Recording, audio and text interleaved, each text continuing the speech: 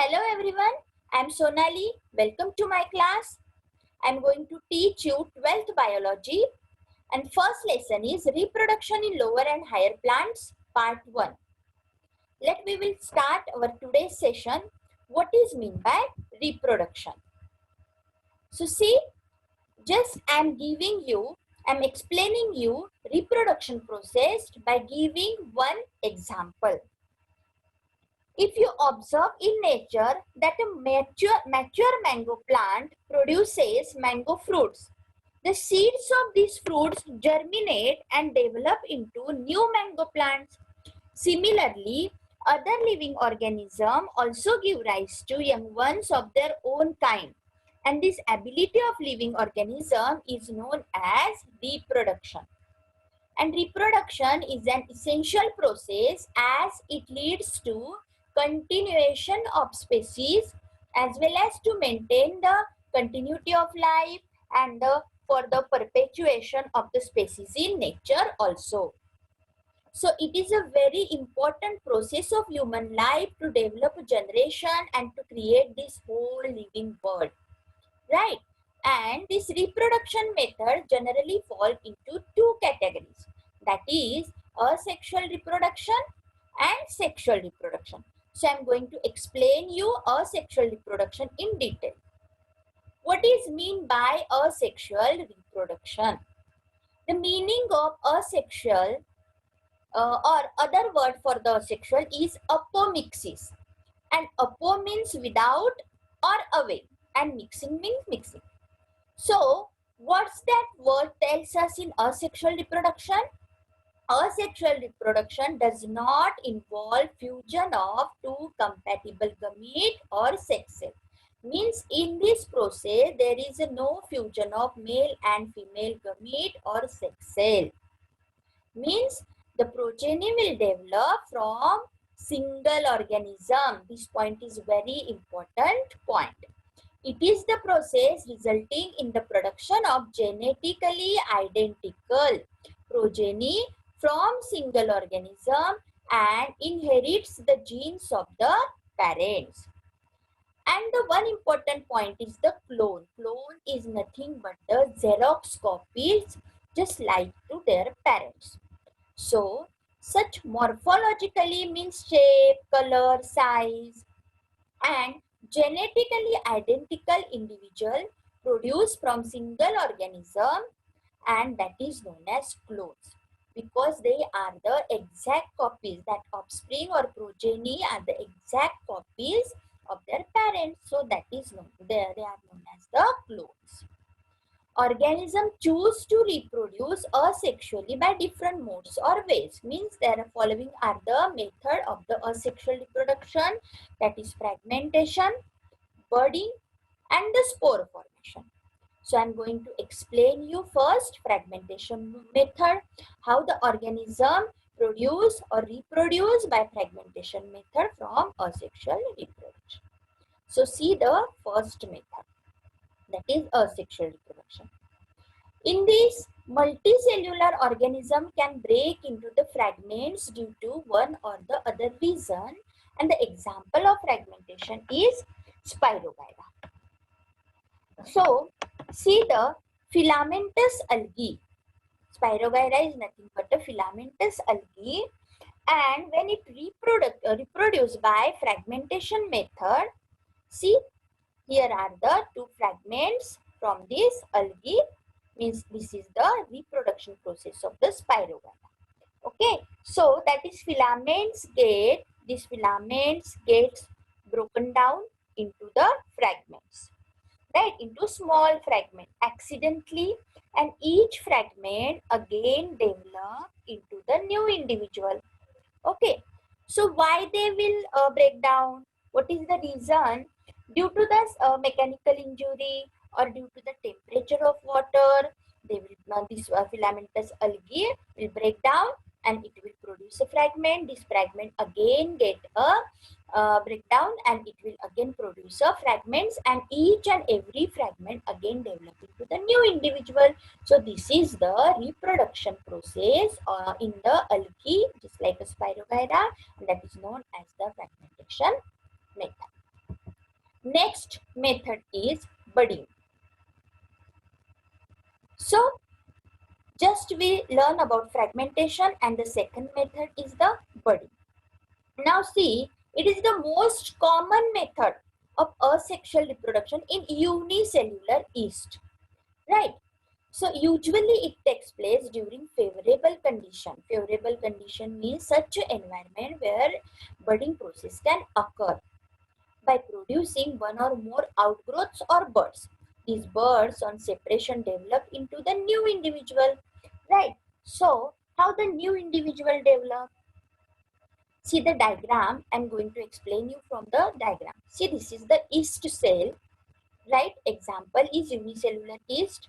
It will form a, under favorable condition, it will form a developing bud. Here the bud is there. It after developing, it form a new bud, and after that it form a chain of bud, right? So this is the process of budding, and I'm going to explain you this process in deep, just explaining the one activity, right? So see, what is that activity? What we have to do, we have to take the sugar. Okay, this is the sugar and yeast activity, we can say. So this is the sugar. We have to take one empty bottle. Okay, how budding process is occurring, just I am explaining you. This is the balloon, right? And this is the yeast powder. We can bring it from the market. And this is the hot water or lukewarm water, means slightly warm water. Okay, what we have to do here in this experiment, just we have to mix a spoonful of yeast. Just we have to take a spoonful of yeast, and we have to add a 2 spoonful of sugar with the yeast. Okay, so here is the means mixture we have to do, and after that we have to add a sufficient quantity of this lukewarm water into that. So this mixture we have to do into this bottle. Here sugar is there, yeast is there, and in the lukewarm water or slightly warm water. Okay, and then we have to fix the balloon onto the mouth of the bottle, and after fixing it, we have to observe after 10 minutes what will be the changes occur in this activity, right? So what happened? This balloon will get a swelling. Okay, so why this balloon will swell? Because the carbon dioxide gas is produced in this balloon. Okay, after mixing the sugar with yeast in a lukewarm water, what we get the changes, carbon dioxide gas is produced in this experiment. Now, what we have to do, take a drop from this solution. Take a drop of this solution from this bottle on a glass slide. If you know the glass slide, then on that glass slide, we have to just take a drop of this solution. Okay, and put it on the slide and put the cover slip over it, and we have to observe the under microscope. Okay, so what we have to observe under microscope, what will be the result? So we will get a result that we will find under microscope the colorless oval cells of the yeast on the slide, right? So just in a previous diagram, I explained you the chain of bird and the new bird, developing bird, new bird, and the chain of bird. So just like that, we under microscope we can see that bird of the yeast, right? So that the new daughter cell means some of those cells may have a small round bodies attached to them. Okay, and these are the new daughter cell of the yeast in the process of formation.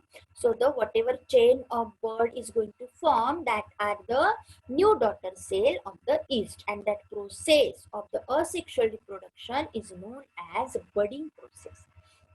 Okay, so yeast is water heterotrophic fungal microbe that grows on a carbon compound. which is the favorable condition, means yeast can grow on a yeast can grow and multiply very quickly due to carbon compound in a sugar solution. So this experiment explain us how the budding process occur by using unicellular yeast. Now next process we will see, that is a spore formation process, right? So what happened in spore formation process? See, different types of motile and non-motile spores are produced by algae and fungi. Mostly algae produce motile spore, right? Mostly algae produce motile spores, and that spores are known as zoospore. Okay, and that example are Chlamydomonas, while fungi produce non-motile spore, and the example are Conidia. Okay, so in Chlamydomonas, asexual reproduction occurs by flagellated motile zoospores, which can grow independently into new individual. Okay, so what is given in this diagram? This is the parent cell, which is known as zoosporangium.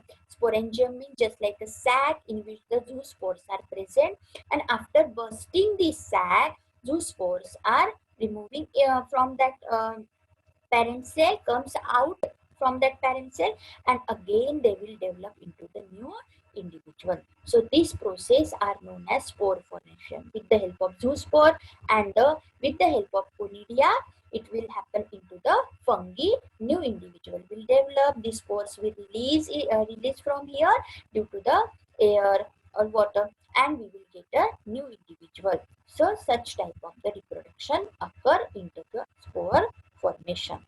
Now, the next process is the binary fission of asexual reproduction.